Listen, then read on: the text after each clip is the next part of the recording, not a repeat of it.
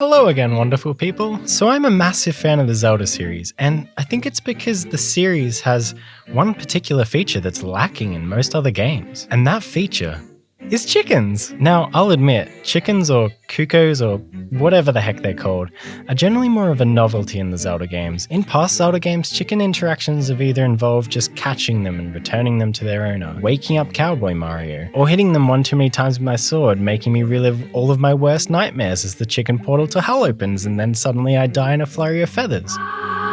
Doesn't Link just look like a potato chip that's been thrown to a bunch of seagulls at the beach?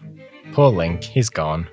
No one can save him now. Chickens have always secretly been more powerful than Calamity Ganon, but they've never had the chance to show their true potential. That was until Breath of the Wild came along and changed everything. Nintendo finally listened to the pleas, cries, and demands of fans like myself by specifically designing the open world of Breath of the Wild to be traversed by chicken kind. Which got me thinking, can I carry a chicken from Kakariko Village to the 4 major towns in the game without either of us dying or the chicken just straight up despawning? Because apparently chickens are immortal planeswalkers. Well, let's find out. But first, we're going to need to find a chicken up for the task. So everyone, I'd like you to meet Glen. Now Glen was born and raised in the quaint and quiet Kakariko Village, where Glen worked as a neurosurgeon and raised 32 children. Despite having spent their whole life in Kakariko Village, Glen has always been a dreamer and has longed to travel and see the world. And we're going to make Glen's dreams a reality, gosh dang it. After a farewell fire ceremony,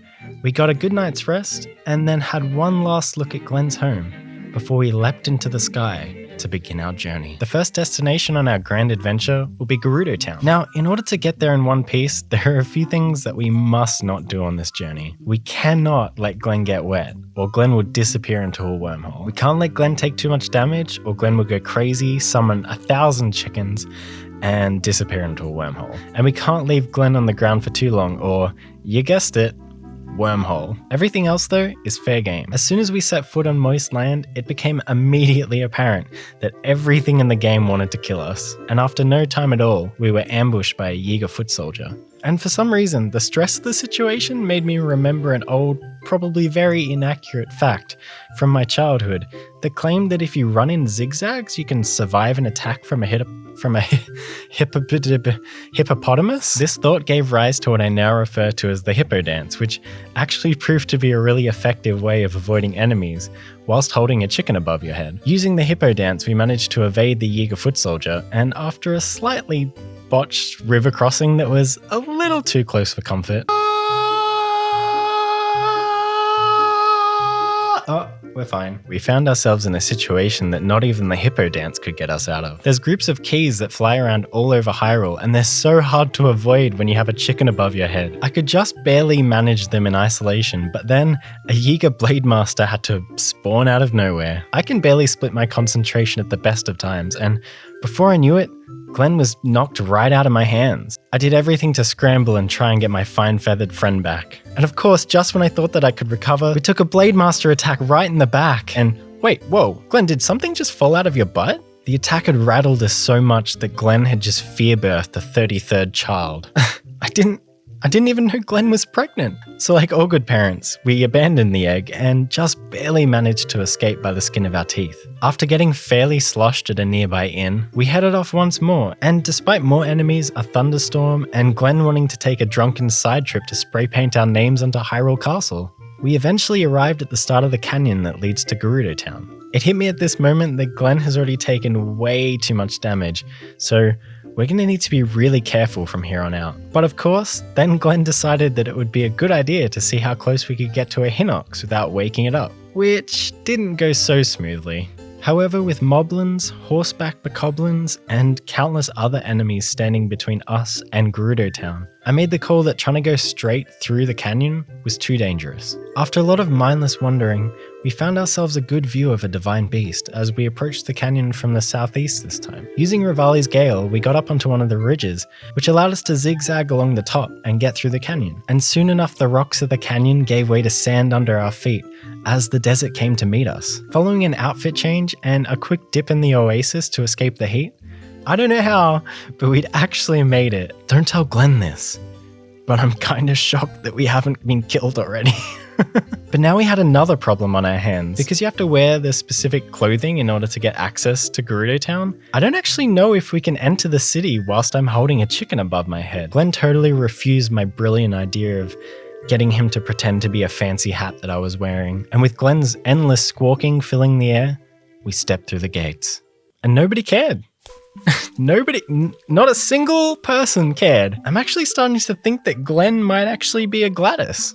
It would explain the egg. But what's more important is that we'd made it to our first town. Don't worry, Glen, I always knew we'd make it this far. Thankfully, Glen loves Gerudo Town. We managed to spend some time hanging out with the locals, we got a photo with royalty, and we even snuck in some quick shopping. After immersing ourselves in the culture for a bit, we both agreed that the time had come to leave and make our way to Rito Village. After the debacle that was getting to Gerudo Town, our path to Rito Village was significantly easier. Using Revali's Gale again, we were able to get over the top of the canyon, and we exchanged harsh desert for open fields sparsely populated by enemies. Because this area had less enemies, and carrying a chicken around means that the focus on combat is completely taken away from the game, I found that I was actually able to take in the beautiful environment. There's definitely an underlying melancholy to this version of Hyrule, but it's so beautiful at the same time, and if you just take the time to step back and let it all wash over you, it's actually just a really beautiful and serene experience. Oh, it would have been serene and beautiful if Glen wasn't screeching throughout the entire thing.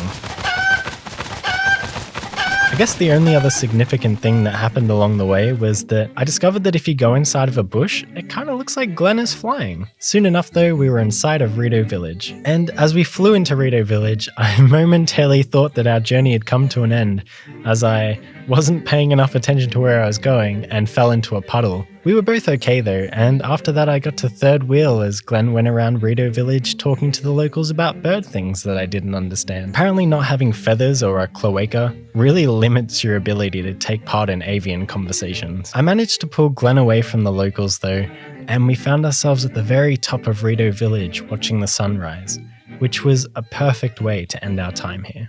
We decided that from here we should head to Zora's Domain by making our way behind Hyrule Castle. All of the enemies that had left us alone on the way to Rito Village were suddenly back, and this allowed me to discover that if a Yiga Blade Master uses their weird whirlwind strike thing on you, having a chicken is actually a really good thing because you can just jump in the air and then it lifts you up and then you can just fly away from them really easily. This meant that thankfully no more fear eggs were laid on this stretch of the journey, and the only properly stressful thing that happened was there was a small stretch of river full of Octoroks, and they like to throw their rocks directly at Glen. But we managed to survive, and before I knew it, we were at Zora's Domain and Glen was having a secret conversation with the Zora King. Before we left, we spent some time talking to Sidon and just taking in the view. The last two destinations were pretty easy to get to, so I raced towards Death Mountain full of confidence, only to be stopped in my tracks when in the distance, I saw a guardian approaching. I was once again reminded of the fact that Glen had already taken some hits on this journey,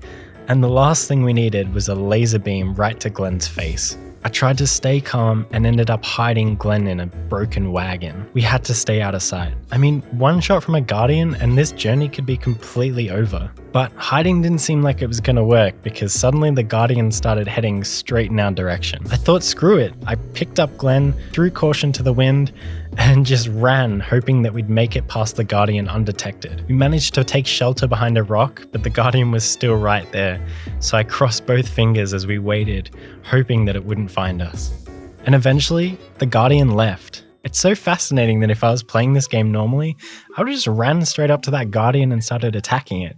But throw a chicken into the mix and suddenly it feels like I'm playing a survival horror game. I thought for sure at this point that we were going to make it. I mean, we made it past a guardian. What could be worse than that? The answer to that question, my friends, is a second guardian. As I used Revali's Gale to get over this small little cliff face that we couldn't climb up, another guardian appeared in the distance. I didn't have time to worry about the guardian just yet though, because suddenly I was catching on fire. So I quickly changed my outfit and weapons and managed to land unharmed.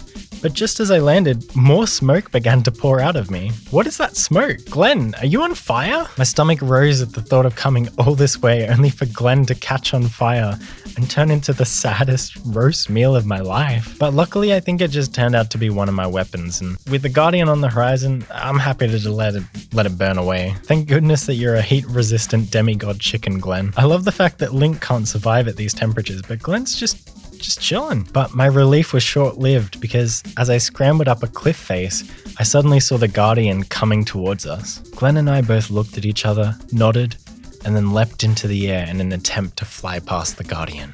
It was kind of a fail though, and we didn't go nearly as far as I expected. As the red laser of doom locked onto us, I decided that our only option was to leap off the side of the volcano. But suddenly, boom! I did everything to hold on, but Glen slipped out of my fingers as the explosion from the Guardian's laser erupted around us. Time slowed, and I began to tumble down the side of the volcano. Images of our journey flashed before my eyes. I saw Glen and I running through the fields of Hyrule, our time in Gerudo Desert, watching the sun rise in Rito Village, playing pranks on Hinoxes. We'd come too far for it to end now. I had no idea if Glen was even still alive as the ledge slowed my fall, but I had to do everything in my power to try and find Glen. I got up and began to claw my way back up the volcano as the Guardian's lasers fizzed past my ears. And that is when I saw Glen. Glen, you're alive! Glen was running around and screaming a battle cry in what I can only assume was an attempt to strike fear into our foe. If that Guardian shoots me right now, I'm gonna lose my mind. Come here, Glen! Oh, I got you! Oh my god! Go, go, go, go, go, go, go, go! Oh, the laser's gone! Yes! Oh no, it's back! No, no, no, no, no, no, no, no, no! It's gone! The laser's gone! The laser beam's gone! We're free! Oh, I'm gonna cry! Oh my god! Did you just see that? How the heck are we still alive? Luckily, we were now completely out of reach of that Guardian, and there were no other Guardians for us to get past. I felt like Sam carrying Frodo up Mount Doom as we used Rivali's Gale to get back onto the path, and I carried Glen towards the entrance of the Goron city. Woo! We did it, Glen!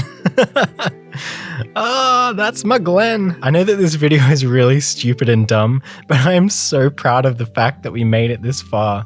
There are so many ways to die in this game, and I'm just so proud of you, Glen. I wanted to bend down and kiss the Goron city ground, but I didn't because my face would probably melt off. We were a little too shaken up to fully appreciate the Goron city, but we had fun there all the same, and before long, we both agreed that it was time to get Glen home. Thankfully, the game was kind to us, and the only really notable thing that happened on the way back to Kakariko Village was that this Yiga Blade Master seemed to get his hand stuck in the ground whilst he was doing an attack animation, and he just kind of was just chilling there for a little bit. You okay there, buddy? Yep. Okay, I think he's good. And just like that, after traveling to every major town, village, city, and domain in the game, Glen and I had returned to Kakariko Village. As I placed Glen back down, I felt so proud and my heart was completely full. But who knows what adventures await us tomorrow? I'd love it if you left a comment below telling me your favorite, most ridiculous thing to do in Breath of the Wild, or any other Zelda game. Thanks for watching this video. I really appreciate all of your support. So don't forget to click like and subscribe, and that way hopefully we'll see each other soon.